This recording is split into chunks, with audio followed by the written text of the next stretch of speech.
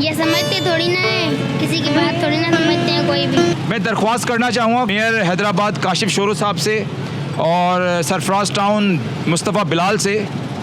ये बच्ची, इसको पढ़ने का शौक़ है और ये पढ़ना चाहती है, स्कूल भी जाती है, लेकिन उस्ताद कहता है कि कापियाँ लेके आओ तो पढ़ाऊँगा। अब ये बच्चियाँ कहाँ से कापी लेगी? ये तो कॉपीज़ तो जब लेगी जब इसका बाप कोई मामलात होंगे, घर की इनकम ज़्यादा होगी, जो बेचारा कमाता होगा वो तो घर के राशन में ही लग जाता होगा। तो मैं जो है रिक्वेस्ट करूँगा उन लोगों से कि इन लोगों का भी ख्याल रखें, ये भी हैं माशरे का हिस्सा। चलें बेटा, इंशाल्लाह मैंने रिक्वेस्ट की है, देखो इंशाल्लाह आपके कुछ मामला जो है बेहतर हों। आप यहाँ कहाँ रहती हैं? हम मलक पे यहाँ रहते हैं। हाँ, मलक के यहाँ रहते हैं। मलिक पेट्रोल पंप हीराबाद में जो है यहाँ पर ये बच्ची है और भाई साहब को भी आप देख लें। तो जो भी हो मामला करें, हेल्प करें लोगों की। जो बच्चे पढ़ना चाहते हैं कम से कम उनकी तो मदद करें।